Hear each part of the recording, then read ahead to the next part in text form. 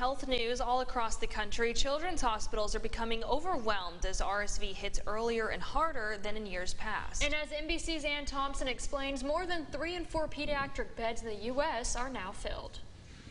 Arriving months ahead of schedule and in force, RSV doctors say is stressing an already taxed pediatric health system. Dr. Rick Place is the medical director of the Pediatric Emergency Department at Inova Children's Hospital.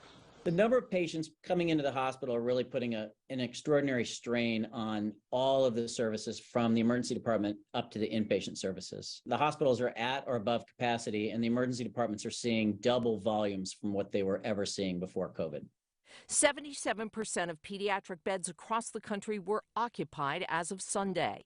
21 states and the District of Columbia at or above that mark. At Rhode Island's Hasbro Children's Hospital today, capacity is 125%.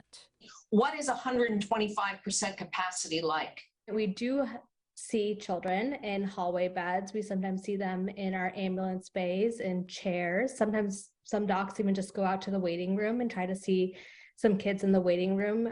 Brian Mata rushed his 7-month-old son Beckett to the hospital last week with RSV. When he's getting better and his fever goes away, we think it's over, it's gone, and then it comes back again, and it's just like hitting the restart button. While wait times at many pediatric ERs are stretching into multiple hours, doctors advise taking your child to the ER when he or she has to work to breathe. They are dehydrated and or lethargic to make sure you get good care from a system under pressure. Ann Thompson, NBC News.